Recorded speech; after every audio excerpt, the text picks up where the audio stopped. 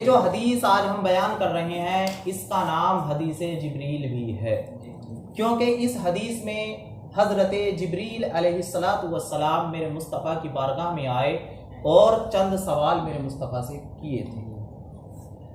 روایت ہے حضرت عمر بن خطاب رضی اللہ تعالی عنہ سے، حضرت عمر فرماتے ہیں کہ ایک مرتبہ ہم نبی کریم صلی اللہ علیہ وسلم کے پاس بیٹھے ہوئے تھے، صحابہ اکرام کا جھوٹ لگا ہوا تھا۔ حضرت عمر فرماتے ہیں کہ صحابہ اکرام بیٹھے ہوئے تھے اور نبی کریم صلی اللہ تعالی علیہ وسلم درس دے رہے تھے۔ اتنے میں کیا ہوا، ایک شخص آ گیا محفل میں، اجنبی شخص آ گیا جن کے کپڑے بالکل سفید، ایک دم وائٹ، دھول کا اثر تک نہیں، بال بالکل سیاہ کالے، ایک دم نوجوان کی طرح آ گئے۔ حضرت عمر فرماتے ہیں کہ وہ مدینے کے رہنے والے بھی نہیں تھے، کیوں؟ اگر کوئی مدینے کے رہنے والے ہوتے تو ہم میں سے کوئی نہ کوئی انہیں پہچان لیتا، اور ایسا بھی نہیں لگتا تھا کہ وہ دور سے سفر کر کے آئے ہوں، اس لیے کہ پہلے زمانے میں گھوڑوں پر، اونٹ پر بیٹھ کر سفر ہوتا تھا اور راستے میں دھول ہوتی تھی۔ جب کوئی انسان دور سے سفر کر کے آتا تھا تو اس کے بالوں میں، کپڑوں پر دھول لگ جاتی تھی، تو ایسا بھی نہیں لگتا تھا کہ وہ دور سے سفر کر کے آئے ہوں۔ اور حضرت عمر فرماتے ہیں وہ تشریف لائے اور آنے کے بعد میرے مصطفیٰ کریم صلی اللہ تعالی علیہ وسلم کے پاس بیٹھ گئے، حضور کے سامنے بیٹھ گئے۔ بیٹھنے کا انداز یہ تھا کہ انہوں نے اپنے دونوں ہاتھوں کو اپنے گھٹنوں پر رکھ لیا اور اپنے گھٹنوں کو مصطفیٰ کے گھٹنے مبارک سے ملا دیا۔ سبحان اللہ۔ اس سے پتہ چلتا ہے جب کوئی شخص کسی بڑے کی بارگاہ میں جائے، کسی عالم کی بارگاہ میں جائے تو ادب کے ساتھ بیٹھے، دو زانو ہو کر بیٹھے۔ اور حضرت عمر فرماتے ہیں وہ شخص بیٹھ گئے، اور بیٹھنے کے بعد میرے مصطفیٰ کریم صلی اللہ تعالی علیہ وسلم کی بارگاہ میں ایک سوال کیا، عرض کی اخبرنی عن الاسلام، ایک سوال کیا، عرض کی یا رسول اللہ، اے محمد صلی اللہ تعالی علیہ وسلم، مجھے اسلام کے بارے میں بتائیں، اسلام کسے کہتے ہیں؟ نبی کریم صلی اللہ تعالی علیہ وسلم نے ارشاد فرمایا، اسلام یہ ہے کہ تم گواہی دو کہ اللہ کے سوا کوئی معبود نہیں اور محمد رسول اللہ کے رسول ہیں صلی اللہ تعالی علیہ وسلم، اور تم نماز قائم کرو، تم زکوٰۃ ادا کیا کرو، اور تم رمضان کے روزے رکھا کرو، اور تم خانہ کعبہ کا حج کرو اگر وہاں تک جانے کی طاقت رکھتے ہو۔ اس کا نام ہے اسلام۔ اس کے بعد ان اجنبی شخص نے میرے مصطفیٰ کی بارگاہ میں کہا، صدقتا یا رسول اللہ، آپ نے سچ کہا۔ حضرت عمر فرماتے ہیں ہمیں تعجب ہوا، تعجب اس وجہ سے ہوا کہ جب کوئی انسان کسی سے سوال کرتا ہے اور اس کا جواب معلوم نہیں ہوتا تو وہ یہ نہیں کہہ سکتا کہ آپ نے سچ کہا۔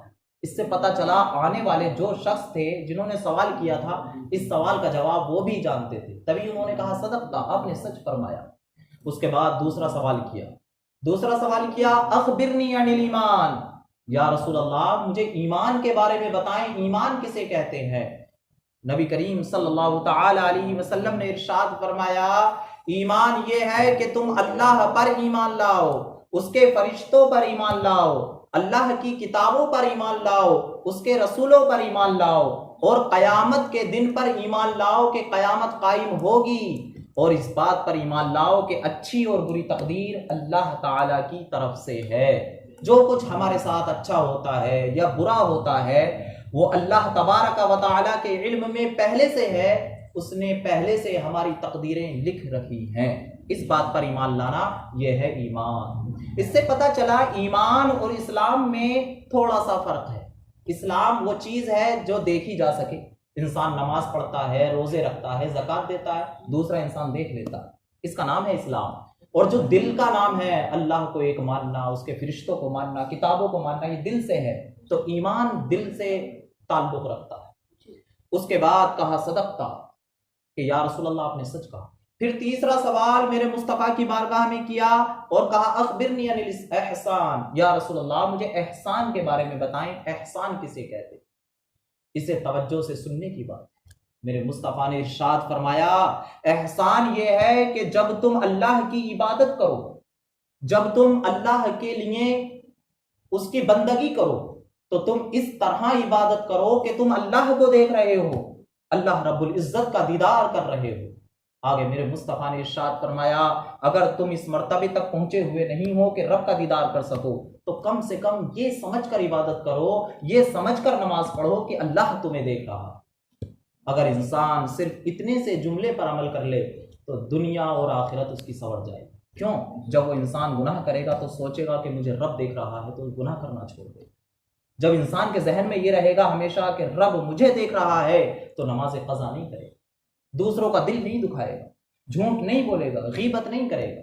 میرے مصطفیٰ نے کتنا اچھا فارمولہ ہمیں دیا۔ میرے مصطفیٰ نے ارشاد فرمایا جب تم عبادت کرو تو کم از کم یہ دل میں خیال رکھو کہ اللہ تبارک و تعالی تمہیں دیکھ رہا ہے۔ اس کے بعد وہ شخص ایک سوال اور میرے مصطفیٰ کی بارگاہ میں کر دیتے اور پوچھتے ہیں، عرض کرتے ہیں یا رسول اللہ مجھے قیامت کے بارے میں بتائیں کہ قیامت کب آئے گی، قیامت کب آئے گی؟ میرے مصطفیٰ نے ارشاد فرمایا کہ اس کے بارے میں یعنی قیامت کے بارے میں جس سے تم سوال کر رہے ہو وہ تم سے زیادہ نہیں جانتا ہے، یعنی قیامت کے بارے میں جتنا میں جانتا ہوں اے شخص اتنا تو تم بھی جانتے ہو۔ اللہ اکبر۔ میرے مصطفیٰ نے صرف یہ ارشاد فرمایا ہے کہ جتنا میں جانتا ہوں اتنا تو تم بھی جانتے ہو۔ اس سے یہ لازم نہیں آتا کہ میرے مصطفیٰ کریم صلی اللہ علیہ وسلم کو علم نہیں تھا، بلکہ علم تھا لیکن یہ چھپایا، میرے مصطفیٰ نے بتایا نہیں، اس لیے کہ اس میں کوئی حکمت تھی۔ اللہ رب العزت نے ارشاد فرمایا کہ قیامت اچانک آئے گی، اگر میرے مصطفیٰ ارشاد فرما دیتے کہ قیامت فلاں دن آئے گی، فلاں تاریخ آئے گی اور فلاں سن میں آئے گی تو یہ اچانک نہیں ہوتی۔ اور اس سے پتہ چلتا ہے کہ میرے مصطفیٰ کریم صلی اللہ تعالی علیہ وسلم کو اللہ رب العزت نے علم غیب دیا، کیونکہ میرے مصطفیٰ نے دوسری جگہ پر ارشاد فرما بھی دیا کہ قیامت جمعے کے دن آئے گی، قیامت 10 محرم کو آئے گی، لیکن میرے مصطفیٰ نے سن کو چھپا کر رکھا ہے۔ اور یہ ہمارا ایمان ہے کہ اللہ تبارک و تعالی نے ہم اپنے پیارے حبیب صلی اللہ تعالی علیہ وسلم کو سن بھی بتایا ہوگا، سن بھی ضرور میرے مصطفیٰ کو معلوم۔ اس کے بعد جب میرے مصطفیٰ نے ارشاد فرمایا کہ قیامت کے بارے میں تو جتنا میں جانتا ہوں مجھ سے سوال کرنے والے اتنا تو تم بھی جانتے ہو، تو پھر اگلا سوال کیا، اچھا قیامت کے بارے میں نہ بتائیں یا رسول اللہ لیکن یہ بتا دیجئے کہ قیامت کی نشانیاں کیا کیا ہیں۔ میرے مصطفیٰ نے ارشاد فرمایا سنو، قیامت کی نشانی یہ ہے کہ باندی اپنے آقا کو جنم دے گی۔ اللہ اکبر۔ باندی اپنے آقا کو جنم دے گی۔ اس کی ایک تشریح علماء نے یہ فرمائی ہے یعنی بیٹے اپنی ماں کے ساتھ ایسا سلوک کریں گے جیسا کوئی آقا اپنی باندی کے ساتھ کرتا ہے۔ اللہ اکبر۔ دوسری ایک علامت قیامت کی نشانی میرے مصطفیٰ نے ارشاد فرمایا کہ ننگے پیر رہنے والے، پھٹے حال رہنے والے، بکریوں کو چرانے والے بڑی بڑی بلڈنگوں میں رہیں گے۔ اتنا مال و دولت ہو جائے کہ ان کے پاس جو انسان بکریاں چراتے ہوں گے، جو انسان بالکل غریب ہوں گے، جنہیں پیروں میں پہننے کے لیے چپل تک نصیب نہیں ہوتی تھی، وہ انسان قیامت کے قریب بڑی بڑی بلڈنگوں میں رہیں گے، اتنی مال و دولت ان کے پاس ہو جائے گی۔ ایک قیامت کی نشانی یہ میرے مصطفیٰ نے ارشاد فرمایا۔ اتنا سوال ان شخص نے کیے میرے مصطفیٰ کی بارگاہ میں، پھر وہ شخص اٹھ کر میرے مصطفیٰ کی بارگاہ سے چلے گئے۔ جانے کے بعد حضرت عمر فرماتے ہیں میں تھوڑی دیر مصطفیٰ کی بارگاہ میں ٹھہرا رہا۔ نبی کریم صلی اللہ تعالی علیہ وسلم نے تھوڑی دیر کے بعد فرمایا اے عمر جانتے ہو یہ شخص کون تھے جو آئے تھے؟ حضرت عمر کا جواب سن۔ حضرت عمر عرض کرتے ہیں یا رسول اللہ اللہ و رسولہ اعلم، اللہ اور اس کے رسول ہی زیادہ جانتے ہیں۔ اس سے پتہ چلا حضرت عمر کا ایمان یہ تھا کہ اللہ بھی جانتا ہے اور مصطفیٰ بھی جانتے ہیں۔ اللہ رب العزت نے میرے مصطفیٰ کو بھی بتا دیا۔ میرے مصطفیٰ نے ارشاد فرمایا اے عمر یہ جو آئے تھے اجنبی شخص جنہیں تم نہیں جانتے تھے، صحابہ اکرام نہیں جانتے تھے، یہ حضرت جبریل علیہ السلام تھے۔ سبحان اللہ، یہ حضرت جبریل تھے۔ اے میرے صحابہ یہ تمہیں تمہارا دین سکھانے کے لیے آئے تھے، تمہیں تمہارا دین سکھانے کے لیے آئے تھے۔ دیکھیے ذرا ناز کیجیے اپنی قسمت پر کہ ہم ان نبی کے امتی ہیں کہ جن نبی کی بارگاہ میں، جن نبی کے امتیوں کو خود فرشتے، اللہ کے مقدس فرشتے حضرت جبریل علیہ السلام دین سکھانے کے لیے آتے۔ اس سے ایک بات اور پتہ چلی، حضرت جبریل علیہ السلام جو آئے تھے وہ انسانی شکل میں آئے تھے۔